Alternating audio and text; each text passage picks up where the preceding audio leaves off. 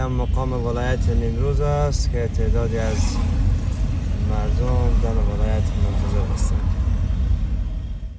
و الحمدلله اوس خدای شکر دی امنیت خو ډېر ښه شوی دی او اقتصاد خو لکه ضعیف دی مقصد شو شه اقتصاد څه دی چې د موږ ته کسان چې سرمایدار هغه دباړه د مهاجر شوه او د امنیت له نظر الحمدلله ډېر ښه دی اوس خدای شکر دی جان په امنیت کې دی مال په امنیت کې دی د هر ځای چې حساب ورکړي الحمدلله ډېر ښه خدای شکر دی بس اقتصاد وروره جانه فی الحال خو ضعیف دی واقعا او موږ د اجارې او کریم هم پورته ده خدای خیر درکړي.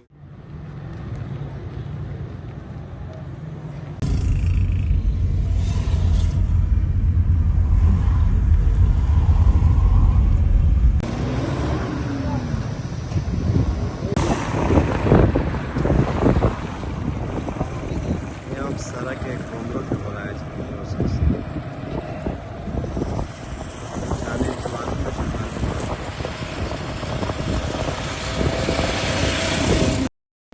پژواک خبری اژانس د پیښو ریښتینې هنداره